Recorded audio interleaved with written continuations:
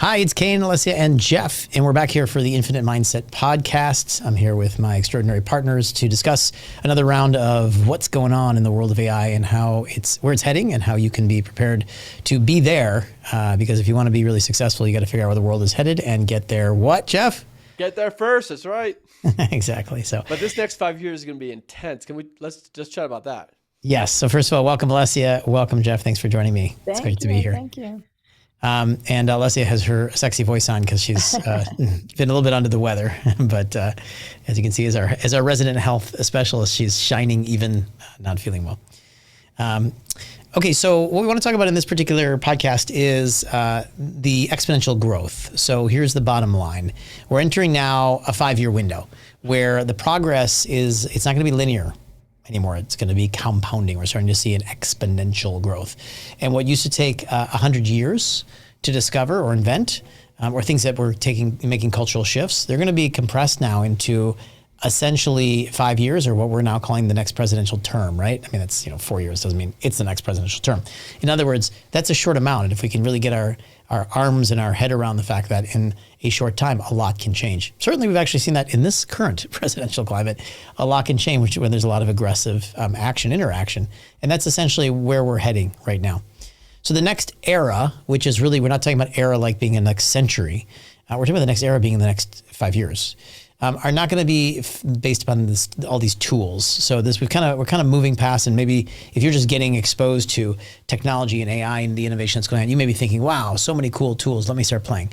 That's cool, and you should get familiar with that. But culturally and the leaders in this, we're moving past tools. It's based upon the capabilities now. And we're kind of looking at what is technology and AI and the innovation doing for us around our business, our health, and how are we operating in the world. So the new question is, how is this going to get shaped? How are we shaping things? We want to take on two specific areas today. One is in health, one is in entrepreneurship.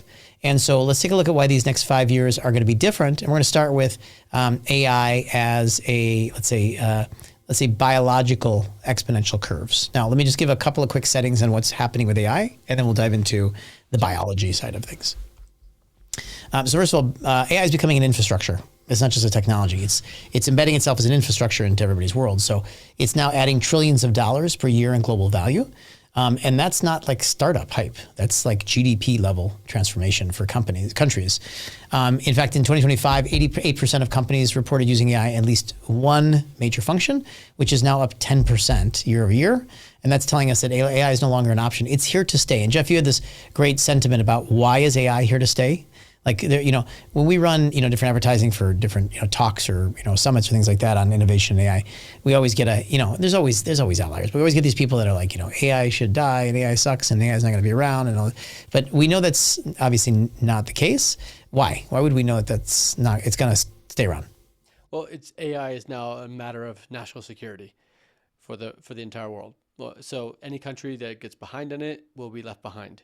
And so it has to be vested in. It's not just about automating work. It's actually about redefining capability itself. Yeah. If you don't, so for the country itself. Yeah. So it's all in every competitive landscape, from business to inventions to health to military to everything. It's now becoming a fundamental infrastructure, and that's one of the big things that we're talking about. Think about it a little bit like it's like the default layer.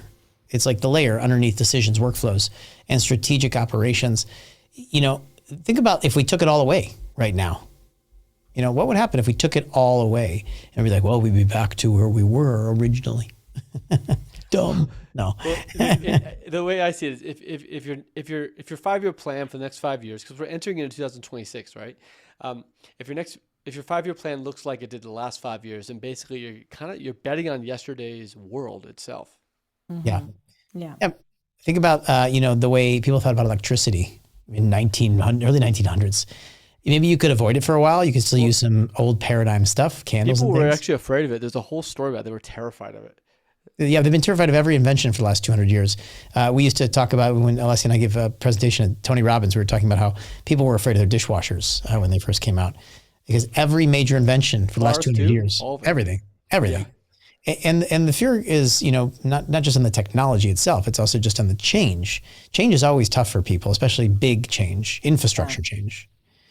Yeah, I mean, this is a matter of urgency. If you don't reinforce this now, you're gonna basically be left behind. It'd be like the CEO who years ago said, I don't want 10 years ago said I don't want anything to do with it in my email. Mm-hmm. Yeah. Yeah. So, if you think about this from electricity, you could avoid it for a while in early 1900s. You could avoid that electricity was coming in until you couldn't. And then it became such an infrastructure that if you were not willing to accept it or engage in it or actually make it a fundamental of your life, you literally couldn't stay in the survival mechanism of the evolution. That's a good point. It became infrastructure, so you couldn't get away from it. And that's what's happening with AI. Yeah.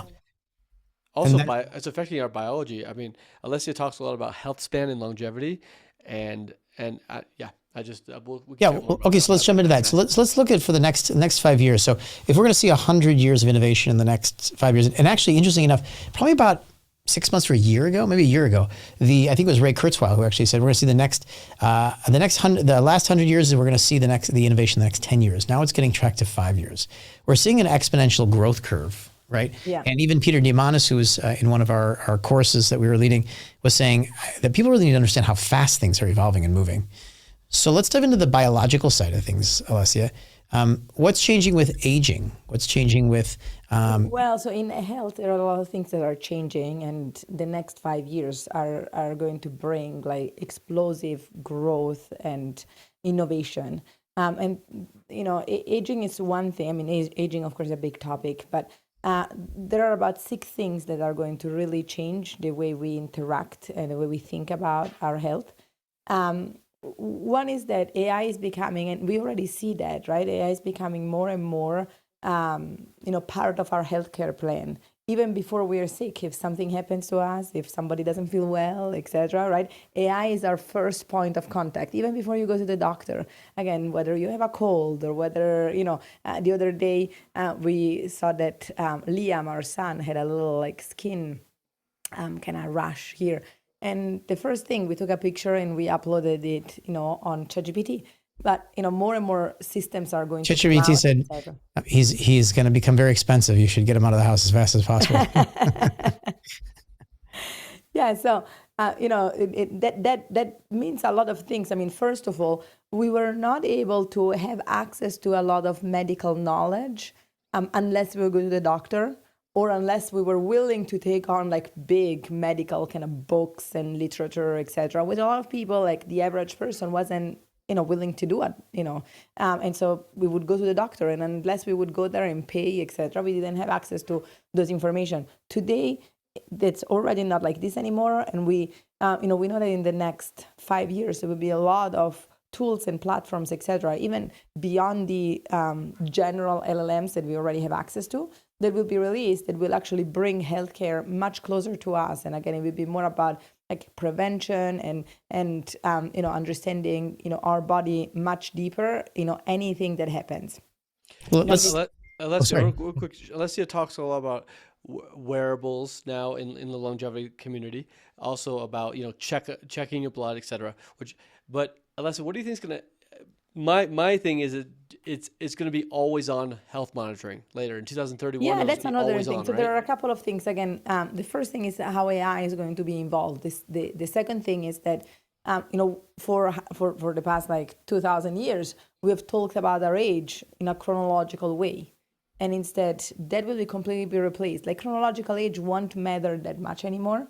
It will be all about our biological age, because there might be some 60-year-old with the biology of a 40-year-old, right? And vice versa. We'll have cheaper health insurance. Right. And that is exactly it. That will actually drive, again, medical intervention, but as well risk prediction, and therefore insurance and insurance costs, etc., way more than our chronological age. So chronological age will become, way less interesting, way less important to know.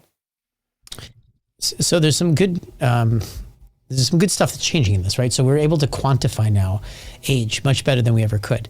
So we are able to actually understand. I mean, we're understanding much better. We understand the process, of aging. We can actually as well start to, that's already happening.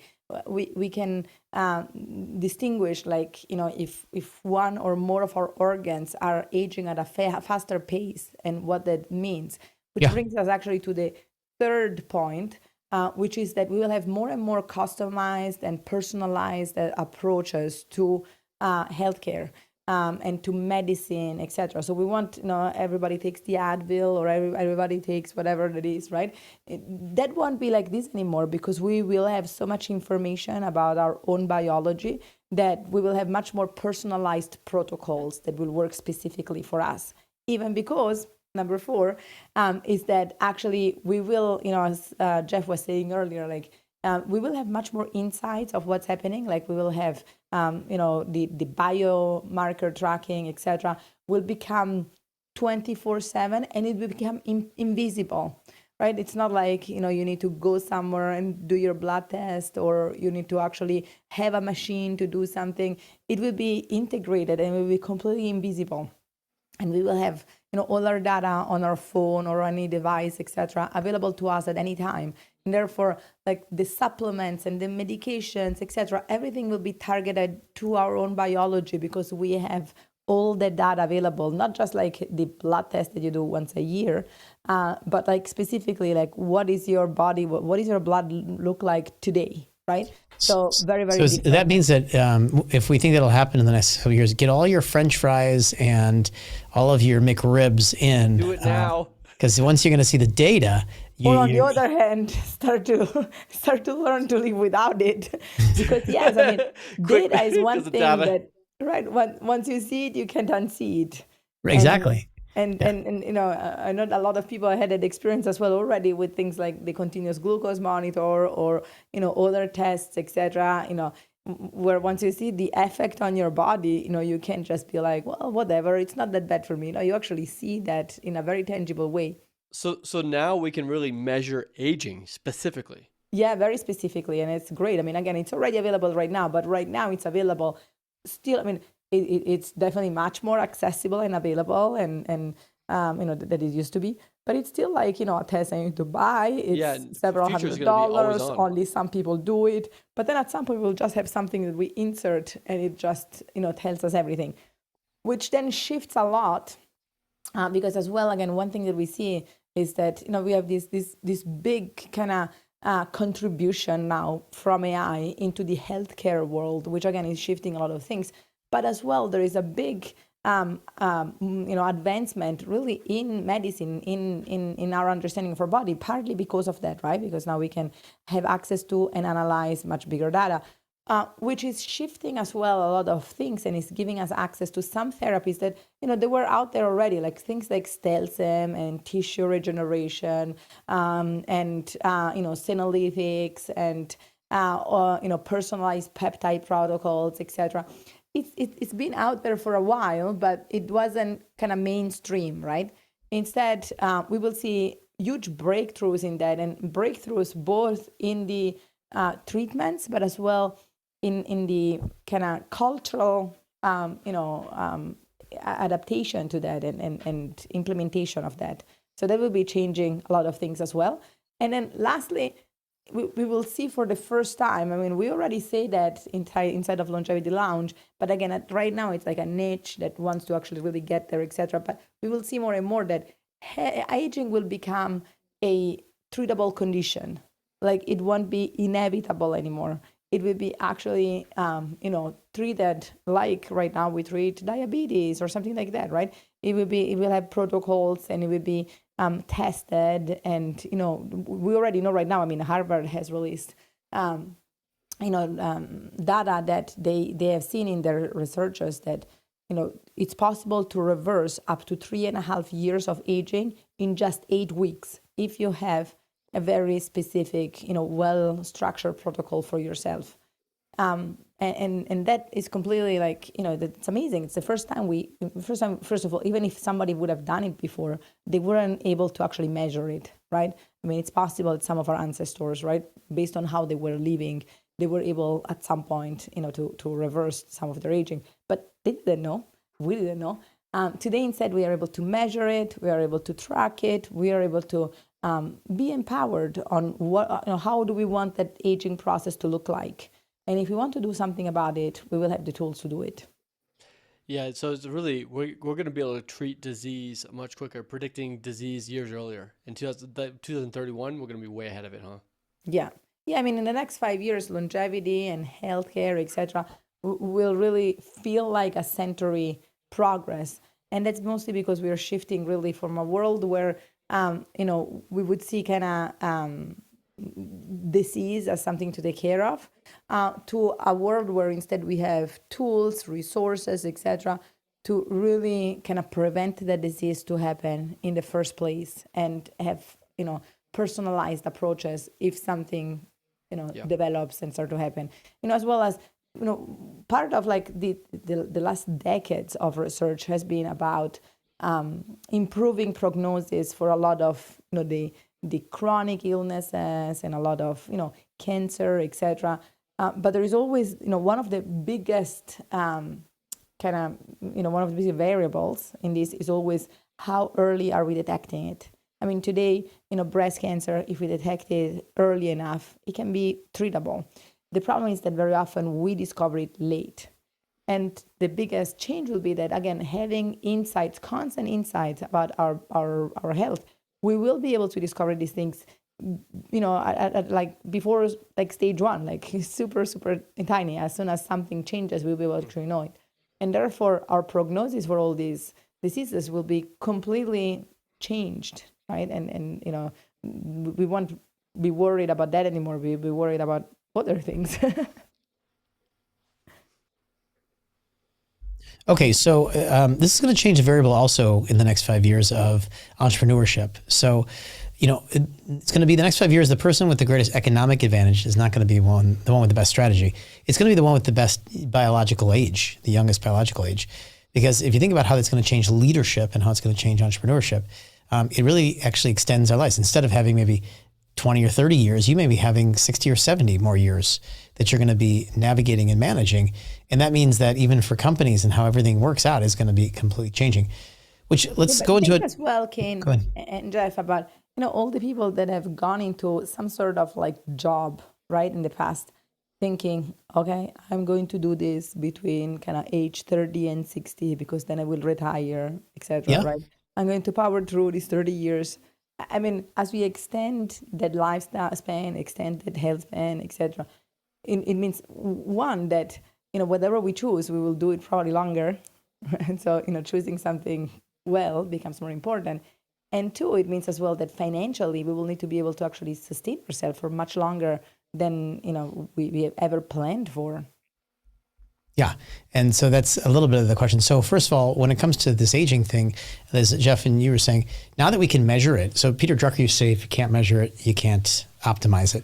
Yeah. Now, if we can measure so much, if we're able to measure our heart, if we're able to measure our organs, we're able to measure our, how fast our body is aging, or if we can do this in real time, suddenly we have all the metrics that we need to start optimizing it. So for the first time in history, we can now measure it, which means we can now start optimizing it. So I think what we're going to see in the next few years, especially with leaders and entrepreneurs and business owners, is them optimizing their health for their work and what they're doing. Let me throw this out there to you. So basically, we're going to have people living longer, which means and also they'll have hopefully an increased health span. What does this mean for the person that's trying to have a job for a long period of time? Where do they invest in their skill sets? Like, how do they stay up to speed, given that they're going to have a longer life? Well, I think we're going to start using these biomarkers and all this information to start measuring things like our real-time burnout, and so we're going to start to go, hey, where should I be putting myself? Maybe where I'm watching my body give me response feedback and data on the fact that I'm actually healthier when I'm inside of things I'm more passionate about doing, or that I'm being healthily challenged to learn or engage in. I mean, so overall, just enjoying what you do can increase the health span. Totally. And I think for the first time, people will, in the next few years, they're going to actually measure the impact of working and doing work they don't like. Oh, that's like a really good point. It's like, if you don't do what you love, there is a stress impact. And Alessia, you talk about in Longevity Lounge quite a bit, where stress is one of the biggest things for killing health span and longevity. Yeah, chronic stress. So people will be able to measure that. Therefore, they'll have an inclination, a driver, and a catalyst to do something different. Yeah, I mean, a lot of people today say, Well, I don't think I'm that stressed, or partially we are so used to. She's talking about me. she'll say, Partially, we're she'll so say, you've been used under a to. lot of stress. I'm like, what are you talking about? Like, I love what we do. We have so much fun. It's amazing. She's like, no, you've been under a lot of stress.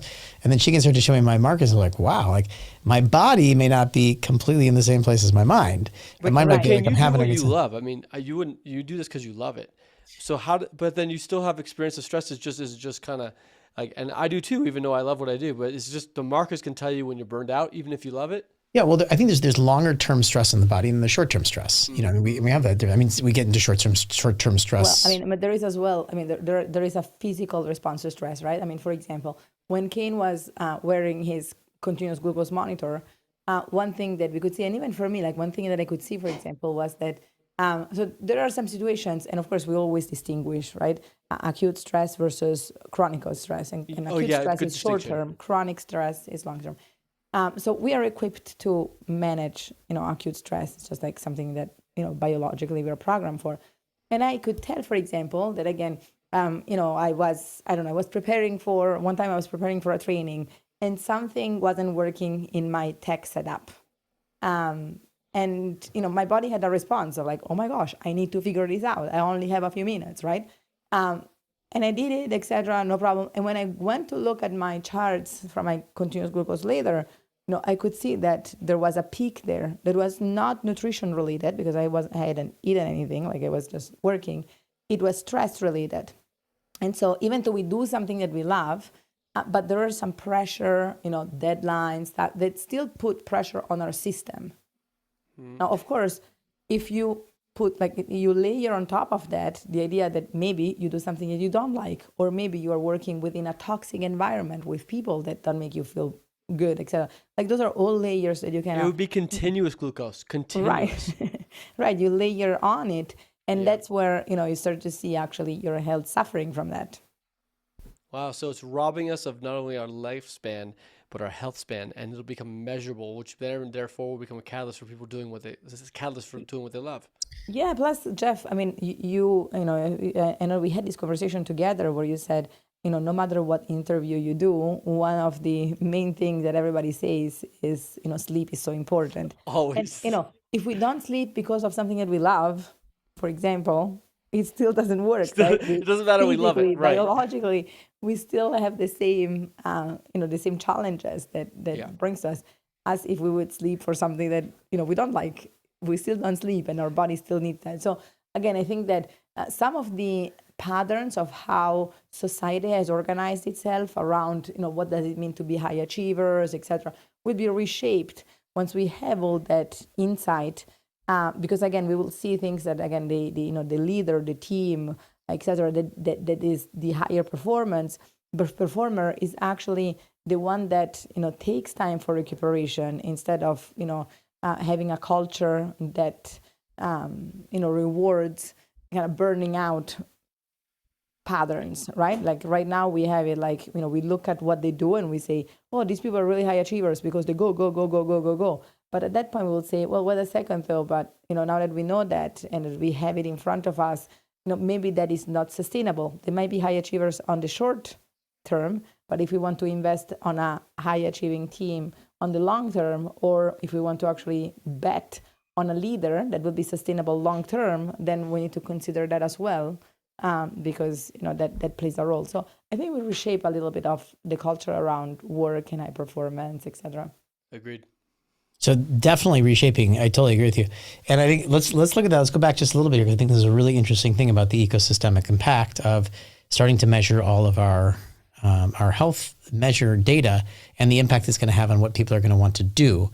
So if we start to get this correlation between the stuff that's creating stress, everything they spend their time on. Yes, everything. And I think that's going to change a lot. So let's move that a little bit and this is where we want our audience to really think is like, where are things headed? Not just from the obvious, like, well, we'll have more data so we can be healthier, but how's it going to systemically start to impact other movements and changes in society such that our audience can either have some more opportunities or stay ahead of the game or be there? And so let's step into a world 5 years from now where people are measuring their data of their health, and therefore they realize that certain things are not working for them, even when they didn't realize it.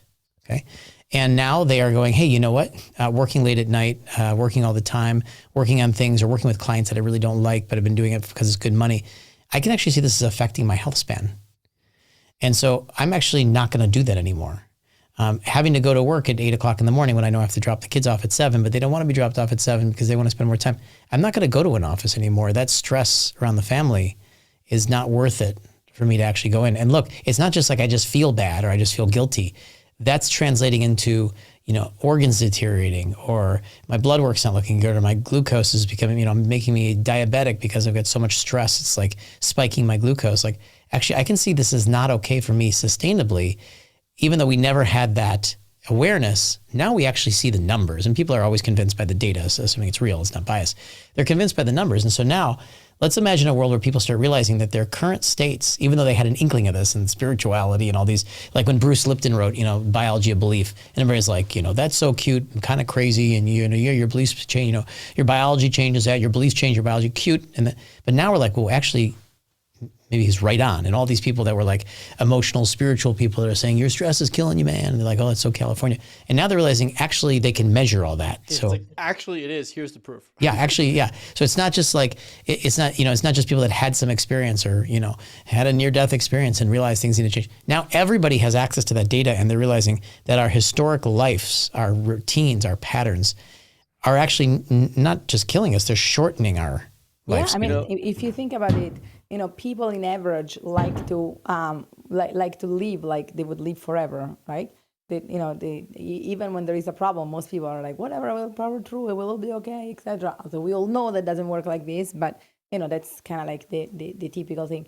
But at that point, normally we wait for a moment where we have like kind of like an aha moment, which is very often when we face somebody, some situations that kind of puts us in front of this reality. Like, it's a real data point. What's happening? Yeah. Mom or dad has a heart attack. Like, it's a real data point. Right. Like, I can see it. It's measurable. I know what happened. It's not just mom doesn't feel well or I don't feel well. Right. Now that we have it all the time, it will give us access, to changing these behaviors before we get to, to such dramatic outcomes. It's going to become a currency. Health span will become a currency, and you 100%. Invest in it or you don't. 100%. And it could even become a data point. We say, right, we need to start to invest in health like our life would depend on it, because it actually does, right? It's a great saying. We need to invest in your health like your life depends on it. Yeah, because it does. And we say as well, we need to invest in health, and we need to see longevity as the ROI. There's such an ROI. If you add another 10 years, that's 10 years more investment. It's huge. Yeah.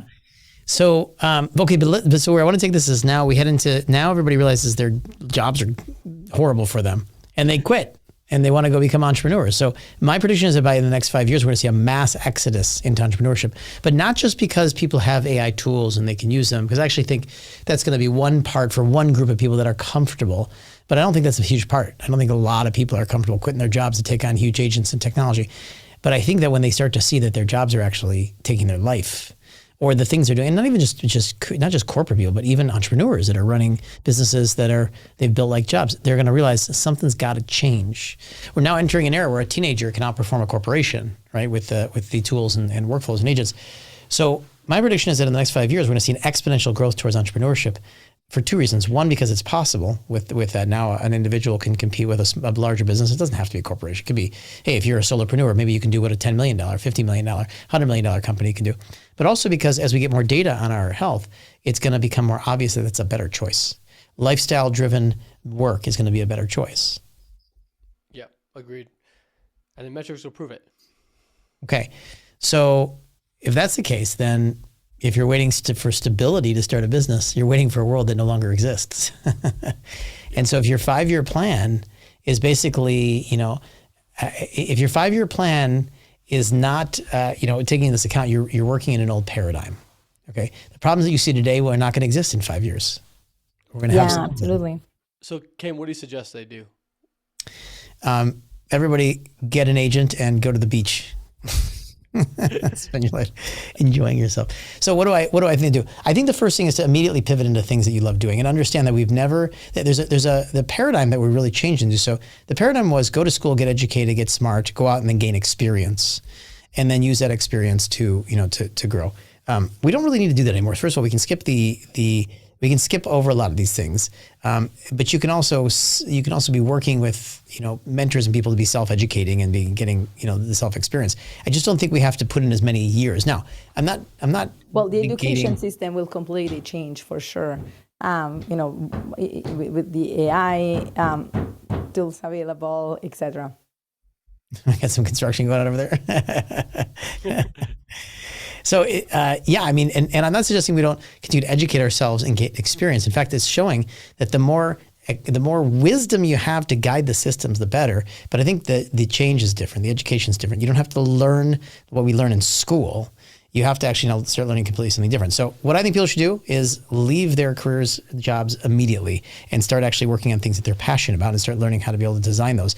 I would have said that 20 years ago, even if we didn't have these technologies, because it's just better for you and for your family and for your life to be able to have some, happiness in your world. But now we actually have the tools, technologies that can help you think through those things. When you say leave immediately, I think I'll push back on that a little bit. Build a sustainable plan and exit and exit. Work full time on your job and part time on your dreams. It's not until you have the burn under your butt to go, I have to make this work and I got to make it work fast. That's true. I'm with you.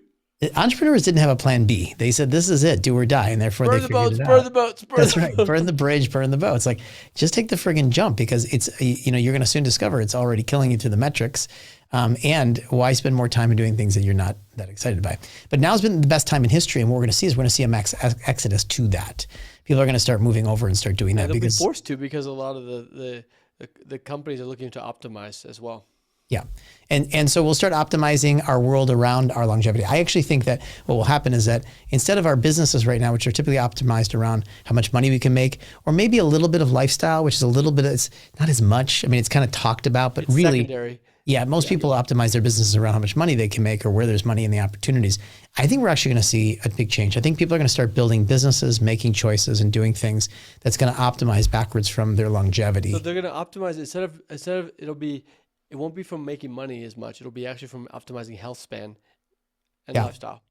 Yeah, now we've all been teaching people around, starting businesses that make a big impact, and I think that's kind of the essence. Without the data that we have, is like, people can feel energetically just the difference when they're doing something they love, or when they're around great clients, or they're in an industry they love to serve, or they're solving problems that feel like they're at their core of what they care about.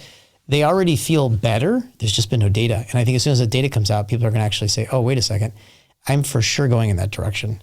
And they're going to start building their entire world. Hey, this client that I don't like working with, look at how much cortisol it's dropping in my system. Look how much everything. Look how much sleep I'm losing. Yeah. Every time I talk to that person, my cortisol goes up. Okay, we're going to stop. Dating will change, right? As we get more, people will start asking about their longevity. I aged 5 years on that date. Well, there is already like the idea that there will be kind of AI going out there and kind of dating for you, finding, where you're going to only meet candidates that have been already vetted by your AI. The AI will do all the interviewing.